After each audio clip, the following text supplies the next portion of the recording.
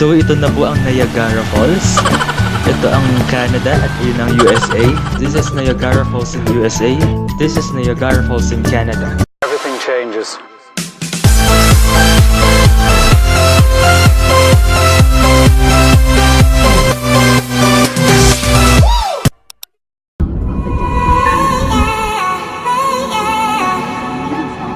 So right now, galing kami ng Hilton, Mississauga sa may Toronto area. And papunta kami sa Hilton Niagara Falls. So nakasakay kami sa Uber at yung driver namin is American. Papunta na siyang New York, USA.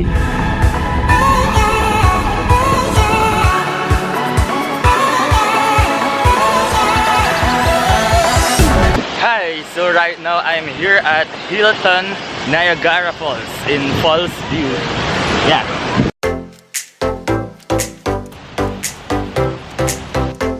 Sobrang ganda ng labas ng Hilton Niagara. Located siya dito sa Fallsview kung saan maraming casino sa paligid. 5-star hotel ito and based sa reviews sa internet, Hilton Hotel is the best hotel near Niagara Falls. Perfect location and perfect accommodation.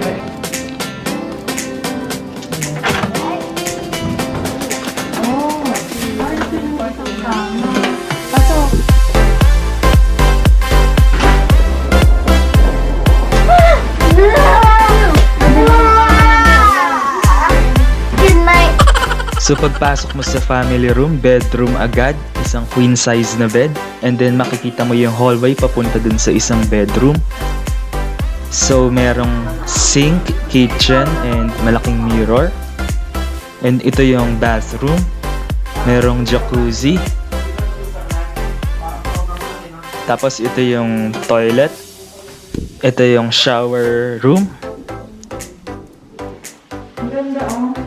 May picture frame, may toilet. You can maliliguin ko kaya.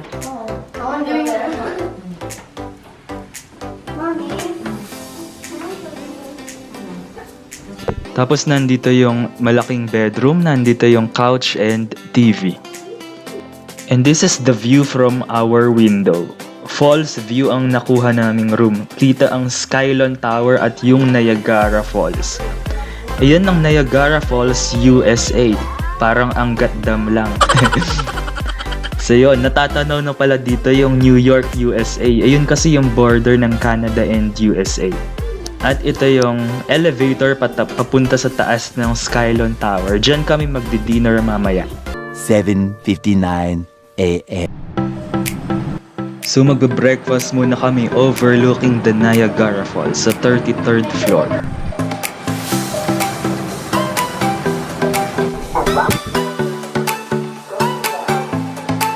So pinayagan kaming mag-breakfast kahit kaka-check-in pa lang namin ngayon. Bukas kasi maaga alis namin papuntang airport.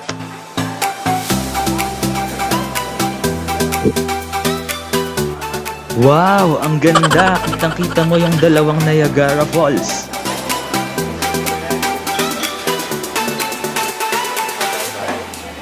Sa lahat ng breakfast na napuntahan ko sa iba-ibang hotel, ito ang pinaka-the best because of that amazing view. At check naman natin ang mga pagkain. So meron silang scrambled eggs. Merong female bacon. Ngayon lang nakakita nito. Meron ding country sausage. Sarap. Merong potatoes.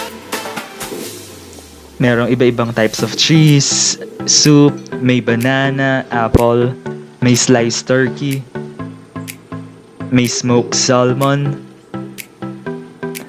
merong potatoes, pineapple again, and iba-ibang fruits. At may French toast. So sulit ang bayad kapag dito ka nag-breakfast kasi napakaganda ng view. May iba kasing breakfast sila doon sa baba. Dito may additional charge pa pero sulit naman. Ang ganda ng view. Ayun yung Niagara Falls, US. Ito yung sa Canada. Mas maganda pa rin yung sa Canada.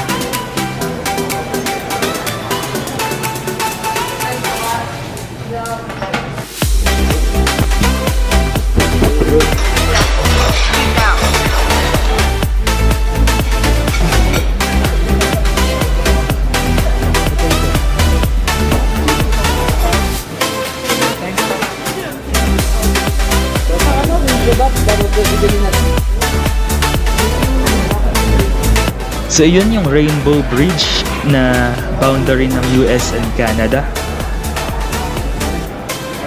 Moments later.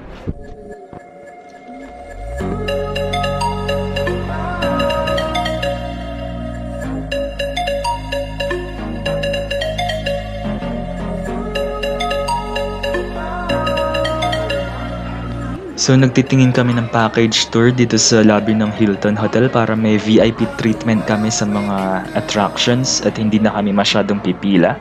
Where we can go, and it's all you and me. We'll kiss the sky goodnight. So ito na po ang Niagara Falls. Ito ang Canada at yun ang USA. Just run away with me, darling. We'll get real lost. We'll get real lost again. Just run away with me, darling. We'll get real lost. We'll get real lost again.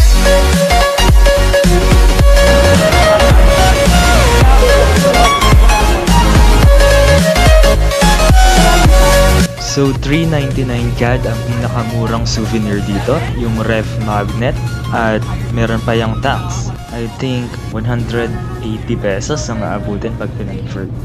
Real lost. We'll get real lost again. Just run away with me, darling. We'll get real lost. What was that? So maybe she will I can't even hear.